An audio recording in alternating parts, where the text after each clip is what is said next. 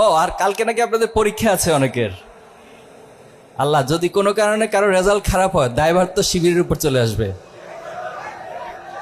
আর এই জায়গায় সবচেয়ে বেশি দায়ভার নিতে হবে আমাদের বিপি এবং জিএসকে। আমি উঠার আগে ভয়ে ভয়ে আছি, কারণ আমাদের খান সাহেব মহিউদ্দিন খান ভাই যখন জিজ্ঞেস করেছিল যে আমরা কন্টিনিউ করব কিনা, তখন আপনারা সবাই না বলে উঠছেন।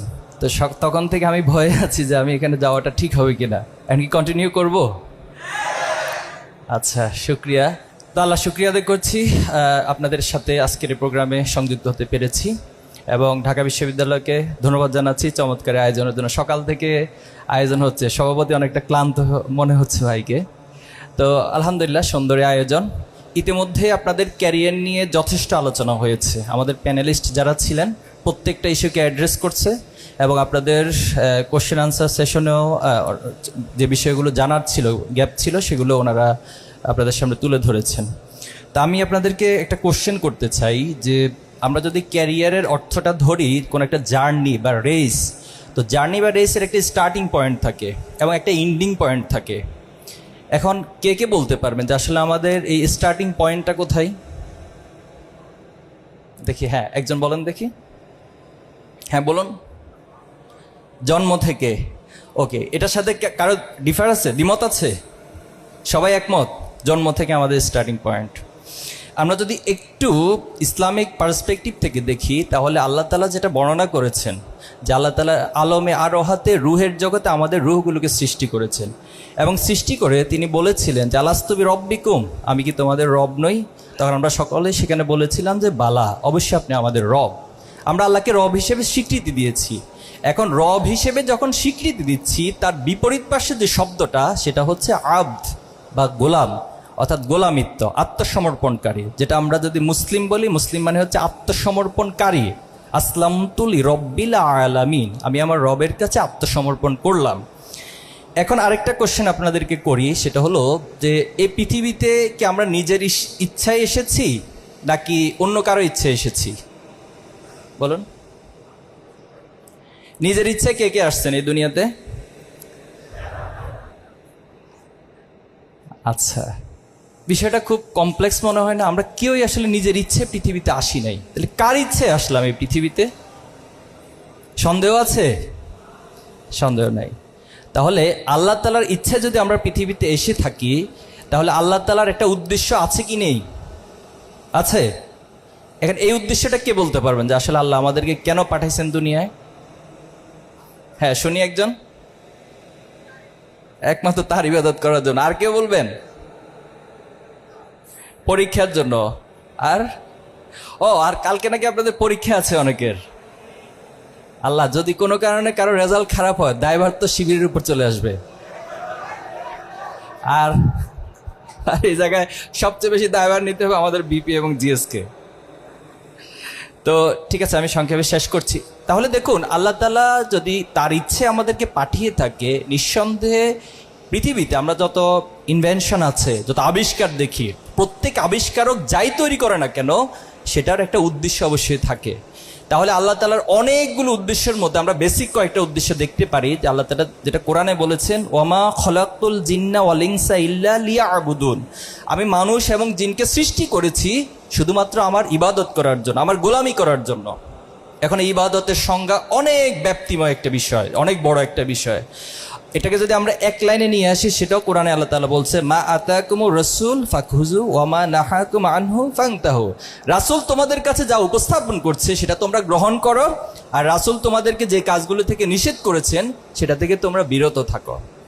এখন দেখুন, আমরা যদি আল্লাহর গোলামি করি, তাহলে এটা উপকারটা কার? আল্লাহর না আমাদের? আমাদের। আর আমরা যদি আল্লাহর গোলামি না করি, তাহলে ক্ষতিটা কার? আমাদের। এক্ষেত্রে সূরা রহমান একটা আয়াত আল্লাহ তাআলা বলছেন যে ইয়া মা'আশারাল জিন্নি ওয়াল ইনস ইন ইসতাতা'তুম আন তানফুযু মিন আখতারিস সামাওয়াতি ওয়াল আরদ ফানফুযু লা তানফুযুনা ইল্লা বিসুলতান, যে হে মানুষ এবং জিন জাতি, তোমাকে সৃষ্টি করা হয়েছে আমার গোলামি করার জন্য। এখন আমার এই পৃথিবীর ব্যবস্থাপনা, আমার এই সিস্টেম, আমি তোমাকে যে ম্যানুয়াল দিচ্ছি, যে নির্দেশনা দিচ্ছি, সেটা যদি তোমার ভালো না লাগে, ফানফুযু, তুমি বের হয়ে যাও। এরপর আল্লাহ বলছে লা তানফুযুনা ইল্লা বিসুলতান, তুমি বের হয়ে কোথায় যাবা? এই পৃথিবীতে যদি আপনাকে ঢাকা বিশ্ববিদ্যালয় থেকে বের করে দেয়, আপনার তো চিটং গিয়ে ভর্তি হবেন, চিটং থেকে বের করে দিয়ে রাজশাহী ভর্তি হবেন, বাংলাদেশ থেকে বের করে দিলে ইন্ডিয়া অথবা অন্য কোথাও যাবেন। কিন্তু আল্লাহর রাজত্ব থেকে বের হয়ে কোথায় যাবেন? পৃথিবী থেকে ছেড়ে দিয়ে যদি আপনি চাঁদে যান, চাঁদটা কার? সন্দেহ আছে? আপনি মঙ্গল গ্রহে বলবেন যে আমি মঙ্গল গ্রহে চলে যাব, এই ব্যবসা বাণিজ্য ভালো লাগে না, এত উদ্যোক্তা, এগুলো সব বাদ, এত পড়াশোনা। মাঝখানে আপনারা ডাকসুর ইলেকশনের সময় সম্ভবত সাদিক ক্যাম্প ব্যাগে একদম বলতেছেন যে বিজনেস স্টাডি, এত পড়াশোনা একটু কমানোর সুযোগ আছে কিনা, ভিডিওটা দেখছিলাম আমি। তো এ জাতীয় কিছু বিষয়, তো সব কিছু ছেড়ে দিয়ে যদি আপনি মঙ্গল গ্রহে চলে যান, সেই মঙ্গল গ্রহটা কার? নিঃসন্দেহে আল্লাহর। তাহলে লিল্লাহি মুলকুস সামাওয়াতি ওয়াল আরদ, আসমান ও জমিনে যা কিছু আছে সবকিছু আল্লাহ তাআলার জন্য। তাহলে এখন আমরা যে আল্লাহর গোলামের জন্য সৃষ্টি করা হয়েছে, এই গোলামির যে নির্দেশনা, এটা আপনাকে কোরআন থেকে নিতে হবে, আল্লাহ রাসূলের সুন্নাহ থেকে নিতে হবে।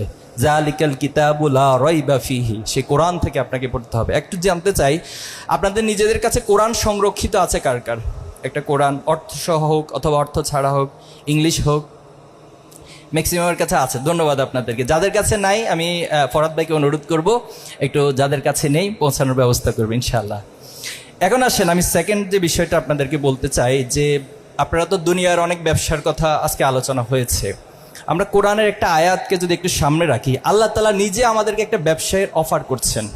সূরা সফের 10 নম্বর আয়াত, ইয়া আইয়ুহাল্লাযীনা আমানু হাল আদুল্লুকুম আলা তিজারা। তিজারা মানে হচ্ছে বিজনেস, চুক্তি, এটা আদান প্রদান হবে কোনো কিছুর।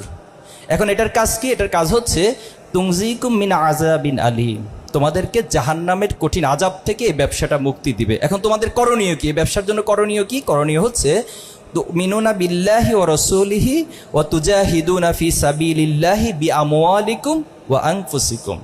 তোমরা আল্লাহর রাস্তায় সর্বাত্মক প্রচেষ্টা চালাবা, আল্লাহর এই জমিনে আল্লাহর দ্বীনকে প্রতিষ্ঠা করার জন্য, আল্লাহর হুকুমকে প্রতিষ্ঠা করার জন্য। আকিমুদ্দিন, আল্লাহ আমাদেরকে বলছে যে তোমরা দ্বীনকে প্রতিষ্ঠা করো।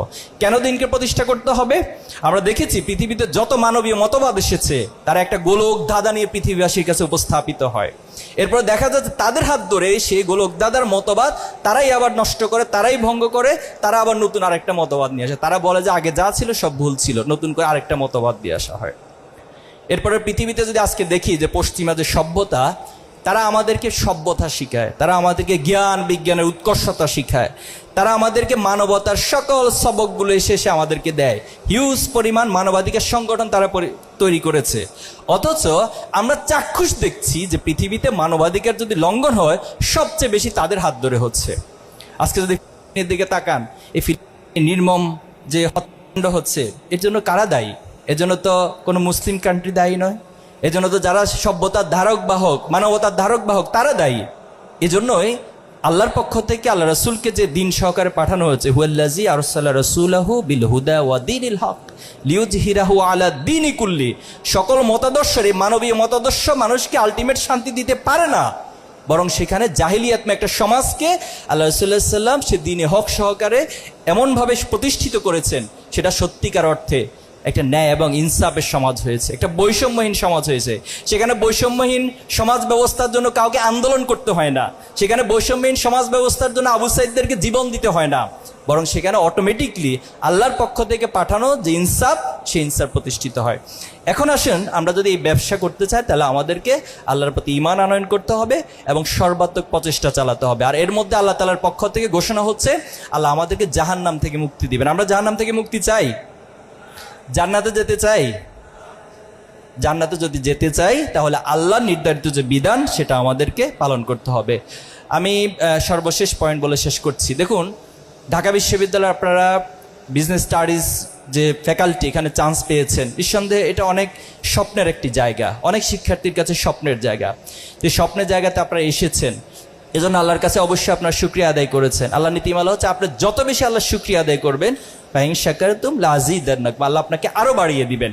কিন্তু কোনো কারণে আপনার মধ্যে যদি অহংকার তৈরি হয়, পৃথিবীতে আপনি বিশ্লেষণ করে দেখবেন, যত ক্ষমতাশালী ছিল, যত বিত্তশালী ছিল, তাদের পতনের অন্যতম একটা কারণ ছিল তারা একটা পর্যায়ে অহংকারী হয়ে উঠেছিল। তারা মনে করেছে পৃথিবীতে যা কিছু সবটা আমার মধ্য দিয়ে হয়েছে, আমার যোগ্যতা দিয়ে হয়েছে। আপনার যোগ্যতার পাশাপাশি আপনাকে এটা বিশ্বাস করতে হবে যে আল্লাহ তাআলা চেয়েছেন দেখেই আপনি অর্জনগুলো করতে পেরেছেন। আর এক্ষেত্রে আল্লাহর প্রতি যত শুকরিয়া আদায় করবেন, আল্লাহ আপনাকে আরও বাড়িয়ে দিবেন। আমার পয়েন্টটা হচ্ছে, যারা ভালো তাদেরকে সব ক্ষেত্রে ভালো হইতে হয়। আপনি সাপোজ খুব ভালো একজন ছাত্র, কিন্তু আপনার বাবা মায়ের কাছে সন্তানের ক্রাইটেরিয়া থেকে যখন বিশ্লেষণ করা হবে, তখন আপনি হচ্ছেন সবচেয়ে খারাপ একজন সন্তান। তাহলে কি দিন শেষে আপনাকে আমরা ভালো বলতে পারবো? পারবো না। আপনি খুব হাইলি সিজিপি আপনার, বাট আপনার যারা ফ্রেন্ড সার্কেল রয়েছে, কেউ আপনার ব্যবহারে কখনো সন্তুষ্ট হয় না, আপনার আচরণে কেউ সন্তুষ্ট হয় না, আপনার প্রতি সবার একটা নেগেটিভিটি সবার মধ্যে কাজ করে, তাহলে তো আপনার এই সিজিপিএ এই সমাজে আপনার বন্ধুদের মধ্যে কোনো ইম্প্যাক্ট তৈরি করতে পারলো না। তাহলে এটা তো দিন শেষে ভালো হলো না। আপনি সমাজের মানুষের কাছে ভালো হতে হবে, আপনি শিক্ষকদের কাছে ভালো হতে হবে।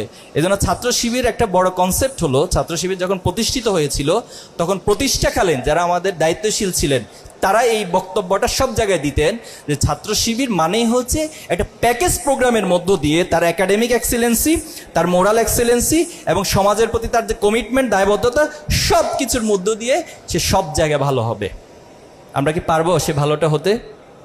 আল্লাহ আমাদেরকে তৌফিক দান করুক। আজকে এখানেই থাক, ভবিষ্যতে দেখা হলে আবার কথা হবে। আসসালামু আলাইকুম।